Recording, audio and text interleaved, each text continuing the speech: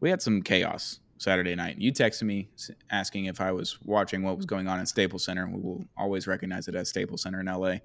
Unfortunately, I was on the road back from Frisco. I was at the FC Dallas covering that game, which was also a dud. But I want you to take it away. Lakers Warriors played.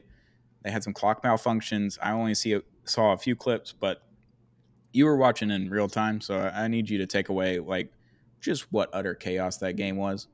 Sure. As y'all know, I'm Joshua Garcia, Apollo HOU's boots on the ground correspondent, and from what I did see, let me tell you, LeBron was just not having it. There was about 6 or 7 different possessions. I think it was about 21, 22 minutes worth of real time were taken off of our real time clock for 13 seconds of game time clock. And it wasn't some crazy kind of intentional foul situation and free throws like how we see in, even college basketball, like we've talked about. But LeBron kept taking the ball up the court, and it all started with I think it was the Jackson Hayes foul, and the clock with the shot clock was just stuck at 14. Nobody could do anything about it. So after about 5 or 6 tries of them basically I guess rebooting the shot clock system or something, Mm. uh, they had to get to a point where the PA announcer stepped in and was like, "Fuck it, y'all want me to do this?" So he for the next I wish I could remember his name, but he for the rest of the next minute and a half was just yelling the shot clock in 5 second intervals. So you would hear 20, 15, et cetera, et cetera. And it just made for it almost like a baseball feeling moment where it's like, this is a weird rule thing that we've never really seen before. What are they going to do about this? And man, this is basketball. This is basketball in March. It just happened to be in the NBA. And I Yeah. loved every minute of it. It was chaos. LeBron was spiking the ball on the court and almost damn near hit the scoreboard. People were pissed. This almost kind of ruined another Lakers Warriors matchup, which we don't know how many more of these we're gonna get. So it was a fucked up situation happening at our beloved Staples.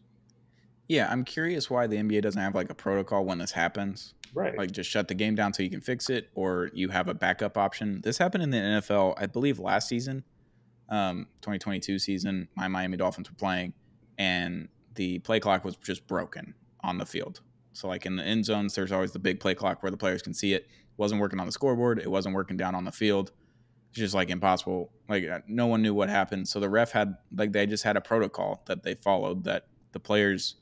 I mean, it's in the rule book. So like the players may not have known it, but the refs knew exactly what to do. They're like, all right, play clock's off.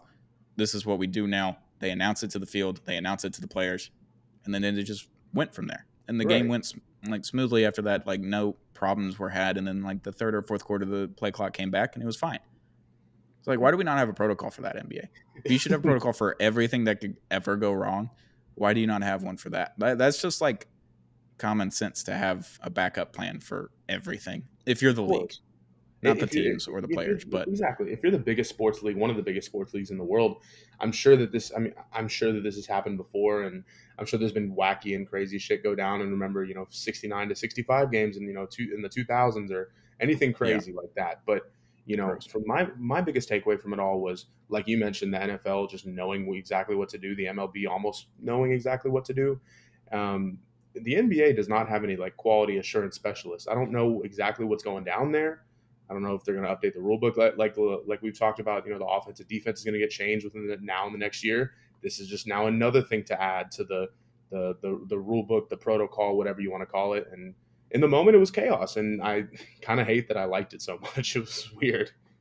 It happens. Yeah, Yep. I just saw LeBron being frustrated. That's all the clips I could He see. was pissed, He's just brother. like straight chaos. Yeah.